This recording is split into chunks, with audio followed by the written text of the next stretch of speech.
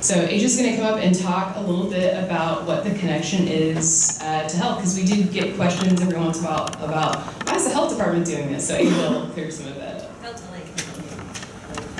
Okay, so how many of you all have heard of the Center for Health Equity before Monica reached out to you? That's great. That's really excellent. I don't know if you all saw, but that was like 80% of the room, and sometimes it's like 40%, so thank you, we're really trying. Okay, so if you've heard of the Center for Health Equity, then you probably are a little bit familiar with our values and the work that we're really trying to move forward, but I will just go through that again, especially for the folks who didn't know about us. So CHE, remember that's what I'm calling the Center for Health Equity for short. CHE was founded in 2006 when Dr. Adewale Troutman, who was the health department director at the time, I love seeing people nod their heads. I like to tell people I love throwing out Dr. Adewale Troutman's name because I know what kind of weight that carries. And yes, we were founded by Dr. Adewale Troutman. And really, we were founded at a time when the public health field was trying to navigate what conversations they were going to be moving forward. So when we would ask people, what does health mean to you? We would get answers like, are you eating healthy, right? Are you eating your fruits and vegetables? Are you exercising? Are you sleeping? And I like to tell people as public health professionals, we want you to do all of those things, right? But we also recognize that it's incredibly difficult to maintain a diet with fresh fruits and vegetables if you don't have a grocery store in your neighborhood, right? It's really difficult to go and buy fruits and vegetables if you don't have the income, right? Because fresh fruits and vegetables can be expensive. Or if you don't have the transportation and the nearest grocery store to you is 10 miles away or 3 miles away. So for us, the Center for Health Equity, yes, we want folks to be able to do all of the healthy behaviors that we love to talk about as a public health department, but we also recognize that the choices that people make are shaped by what choices they even have available to them.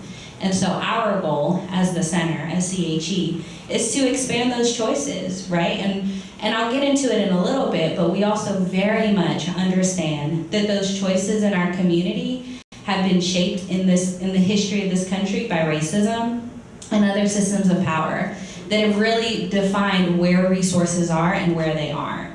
So we are here, 12 years later. We have learned so much from community in the last 12 years. And we had a new director who came in December 2015. She's recently taken another position, but if you had the chance to meet Brandy Kelly prior, then you know she was brilliant and is brilliant in all things that she does. And one of the very first things that she did when she moved here to Louisville was get out into the community and ask people, what do you understand about the Center for Health Equity? What do you want to see from the Center for Health Equity? And the number one thing that we heard is, hey, we get it. We understand that not having a grocery store near us impacts our ability to eat fruits and vegetables. We understand, et cetera, et cetera. We are not the decision makers. We would like you all to change your gaze and focus on the decision-making process. So that's what we've been doing ever since. So we changed our vision in 2016 or 17. I don't know, the years run by now. But we changed our vision to a Louisville where every person and every community can enjoy hope, happiness, and wellness.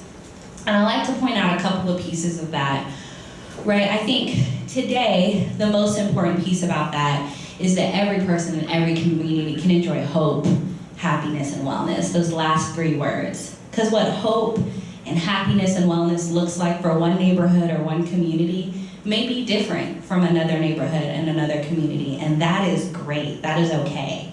And we want to create space for what people want to see in their community so that they feel part of the building of the kind of community that they want to live in, right? I really like to sum it up to, we believe that we can create a better world, and often when we talk about this, we hear, yes, our grandchildren are really going to be able to enjoy a better world. Yes, hopefully, but we also want to be able to enjoy that better world, right? I don't want to wait 50 years to enjoy a better world. I really want it now. And we believe that right now, we have all of the resources necessary, all of the resources that we need, the people, the money, the places, everything we need to be able to create the kind of world that we all want to live in and that we all deserve to live in. We just have to be really effective and really efficient in how we do that. So that's our vision. One thing that I heard a lot when I moved here, and I'm from Texas, so I'm a Louisville transplant, but one thing that I heard a lot was the Center for Health Equality is doing really great work. And so the Center for Health Equity, we're very, we love equality, we do. But we're also very intentional in naming ourselves the Center for Health Equity, so I just like to define what health equity means before we move forward. So the definition that we've kind of named here at the health department and with some partners across metro government is health equity is when we've created a Louisville where everyone has a fair and just opportunity to be healthy, right? And so the most important pieces of there are that fair and just, that combination of that. Because in order for us to have justice, in order for us to do work in a justice-minded way, then we have to understand not just, but very importantly, the history of how we came to be where we are. And there's so much history to how we came to be where we are today. But also, most importantly, what does justice look like to the people who are most impacted by the history of how we came to be where we are today, right? How do we create the kind of communities that people who are currently living in communities that they don't feel like represent the kind of community they want to live in? How do we create those communities with those folks at the front of the decision-making process, right? So we truly believe that when we listen and when we hear the expertise from you all, and we shape our processes and our decisions and our vision and our values off of what you all need, then we're going to be able to build that better world. Okay, so if you've heard of the Center for Health Equity, you've probably seen this tree metaphor. If you've seen anybody from the Center for Health Equity present at all, I'm looking at a few people who have probably seen this presentation 4 or 5 times at least. Appreciate you sticking through it one more time with me because we're going to do it. This tree metaphor is, for me personally, one of the most important metaphors of my life. It has truly given me language to understand how to talk about this, and it's truly helped me be able to explain why the work that we do is so, so important. So you all have, one of the things that was at your chair is the Health Equity Report Preview. Again, if you've seen CHE Talk, you've probably gotten one of these before. Keep it, give it to a friend. We want the whole world to know about the Health Equity Report. But if you open the book up, or if you open it up like a book, then you will see a tree branch with 21 different health outcomes that are named. And so this is a preview from our 2017 Health Equity Report, which I'm not going to get into here, but I can't help but plug this report. This is the 3rd installment in a series of 3. So we released our first one in 2011 and released our most recent one in November of 2017. What you have in front of you, I love to call the trailer to the movie. So it's just a quick, this is what you'll see in the report. Our full report is 170 pages. So if you're into reading books, read every single word of it, because every single word is very important. But also you can just read the health outcomes that matter most to you. So if you see that branch that lists all 21 health outcomes, that's everything that we look at in our Health Equity Report. And when we talk about those health outcomes, we really like to think about those as situated within the leaves of a tree, right? So coming back to this metaphor. And we do that for a few reasons. One, because when we think about trees, when we think about how healthy a tree is, we're very clear and we very much judge a tree based off its leaves, right? How green it is, how full that tree is, whether or not there's even leaves there, will determine for us how healthy that tree is. And similarly for people, right? We judge people's health based off of their health outcomes. So if people are navigating diabetes, if someone's had a stroke, if someone has cancer, then that signals for us whether or not that person is healthy. But similar to people, the health of a tree doesn't start in its leaves, right? Yes, I love the feedback. Where does the health of a tree begin? At its roots, exactly. So for us in the center, we really like to understand what are the root causes to our health.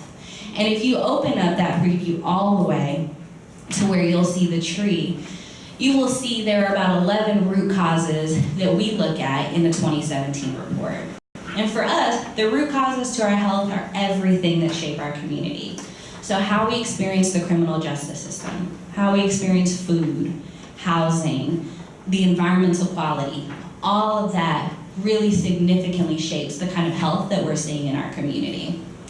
And so for us as public health folks, we see patterns in health outcomes, and what we understand is we see those patterns and who is experiencing what, who is carrying the burden of what, where are people experiencing health outcomes negatively, right, quote unquote the worst, or quote unquote the worst. We see these patterns in health outcomes because we see patterns in how people experience root causes. And what we know to be true is regardless of who you are, regardless of where you live, everyone experiences root causes, right? Everybody in this room experiences housing. Everyone in this room experiences food. How you experience that can be very different though. And we know that depending on the neighborhood you live in, what resources you have access to experience that in a way that actually improves your health, that can be very different from neighborhood to neighborhood. So, at the health department, we ask lots of questions. If anyone's ever experienced us in any of our inspection work or our Center for Health Equity work, you know that we ask lots of questions. So we asked why. Why do we see these patterns with these health outcomes? Because we see patterns in how people are experiencing root causes. Why? Why do we see patterns in how people are experiencing root causes? Because we all deserve to eat fruits and vegetables, right? So what we know is that the history of systems of power. And when we talk about systems of power, we're talking about the isms, right? Racism, sexism, the phobias, the transphobia, the homophobia. I mean, we could list them off here. We understand that that has fundamentally shaped how people experience root causes in this community and every community in this country. And so for us, that makes this work, right, all levels of this work, that makes that our business at the health department.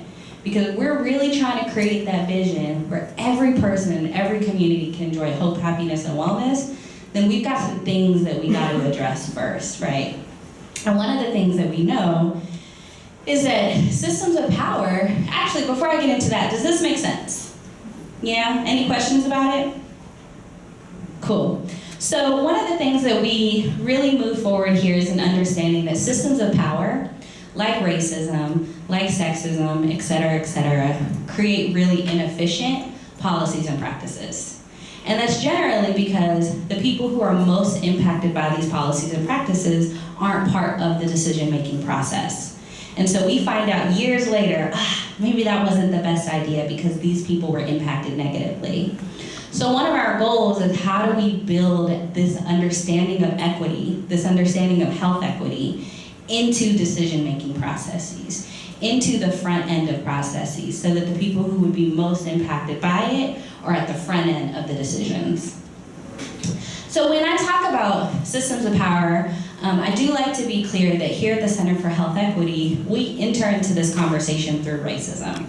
And we're very intentional in that because of the history of this country, right? And so when I talk about racism, I just like to give some definitions of what I mean by that, because there are so many ways that the conversation about racism can happen depending on where you're at, right? And so for here, just to get on the same page, we understand 3 different definitions of racism, and there's 2 that we're very intentional on focusing on. So of course there's individual racism. And that's, I think, where a lot of the conversation can lay. How are individual people treating each other? And that is important work, right? To be thinking about the hearts and minds and how are we treating each other? How are we treating each other with dignity, and how are we showing each other how to be in community? That is so important. But us being part of the health department, we understand that we have institutional power, right? We're part of metro government. That's a lot of power to be able to say we are the public health department. So we focus on these other 2 pieces. So institutional racism, the definition that we use for that are policies, practices, and procedures that, in context of this country and the history of this country, work better for white people than they do for people of color, whether intentionally or unintentionally. And then structural racism is the history and the current reality of institutional racism across all institutions. So when you think about institutional racism, think about kind of individual bodies of work, like the educational system, or the criminal justice system, or the public health field, right? Think about that piece.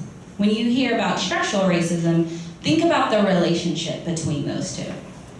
Another metaphor that we like to use is when you're thinking about the different levels of racism, think about individual racism as this room. It's our immediate context, it's what we understand, it's what we can most clearly see. Think about institutional racism as this entire building. So y'all don't know this building. I don't know how many of y'all know this building, but we barely know this building. There are so many rooms that we very rarely go into. And so we don't necessarily always have the clearest understanding of the way all of these rooms are operating at any given moment. But even if we don't have the full understanding of it, it is still happening. And then structural racism, think about all of the buildings on this block, or all of the buildings on this neighborhood, how they make up this community, right?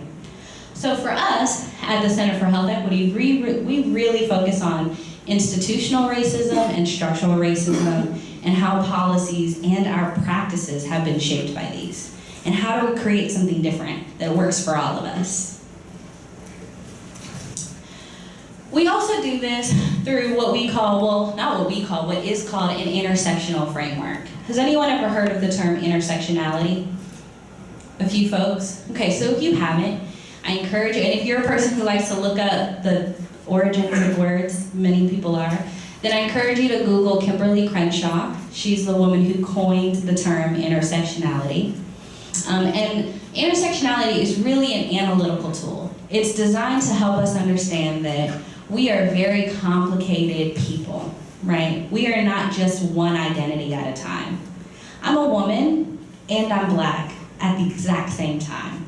And so how do I move through the world, and how do I engage with these root causes to our health with these two different identities?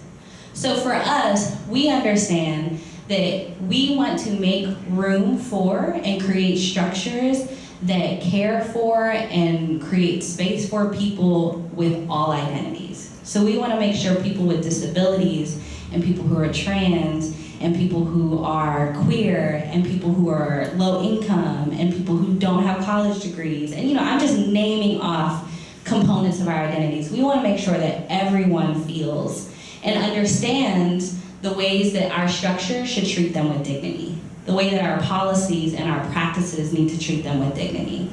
And that's one of the reasons, I will say before I get into the next couple of slides, why you all are here. Because equity is gonna take all of us. I only know so much about the world, and Monica and Clayton only know so much about the world. We in no way, shape, or form understand what it means for every single person in here to be treated with dignity. And for every single organization that you all represent, we don't know what that means for you. And so that's why we need you all at the table, so you all can tell us, hey, that was a great idea, that's not gonna work, and here's why. Or, that is a great idea, let me add on to that so that you can consider this community as well.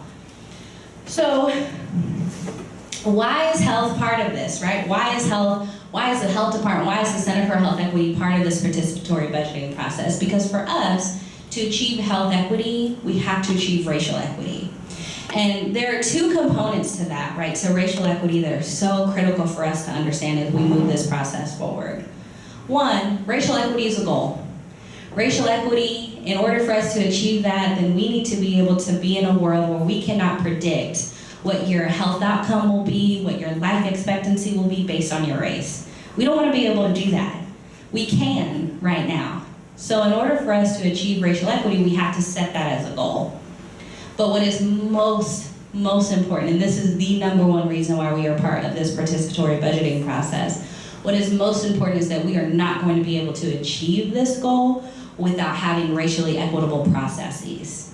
We are not going to be able to achieve something we've never done before doing stuff that we've always done before, right? We have to change our practices. And so for us, participatory budgeting is one of the main ways that we're going to be able to do that, because you all and the people in this community are going to be able to decide, this is what I need, and my community says that this is okay. That's incredible. That is incredible. So just this last piece right here. So this is also in your preview. It's on the back here. But this model, if you're a person who loves academic terms, maybe you are, then this model is called the socio-ecological model. If you're a person like any of us in the Center for Health Equity, then we call it the levels of society. And we just really believe that this helps us understand all of the different ways that this kind of work will happen, this kind of racially equitable, the building of a better world, the way that will happen. And so if you look at these levels, each of them really consider the kind of impact that this model is telling us. So situated here at the base is the individual person. What are their beliefs? What are their attitudes, their thoughts? And then above that is interpersonal. So the relationships that that person has. The relationships with their parents, relationships with their teachers, who is their immediate community. Moving a level above that is organizational practices and policies. So that's like the health department. Where are we putting our resources? Where are we putting our energy? What are we saying is a priority and what is important based off of that, right? The communities, how are we aligning our resources? Not just the health department, but the health department in Metro Council District 6 and Metro Council District 8. How are we aligning our resources and defining priorities? How are you all able to tell us what those priorities need to be? And then that very top level is public policy, right? So what are the choices that people even have available to them based off public policy? One of the examples that we really love to tell when we talk about these levels of society is smoking cigarettes.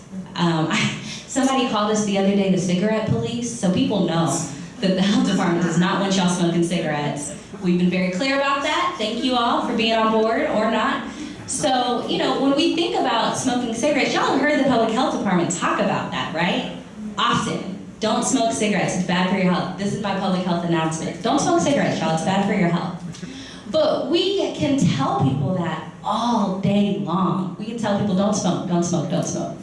When we, in our history of cigarette smoking, really started to see a difference was in the 60s when we passed laws that said that you can't smoke, well, 60s to in the last few years, that say you can't smoke cigarettes in public spaces, right, in restaurants or in parks.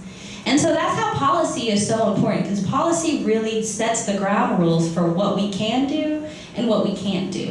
What choices do we have available to us? So smoking in parks was no longer a choice for people, so people had to find another option, right?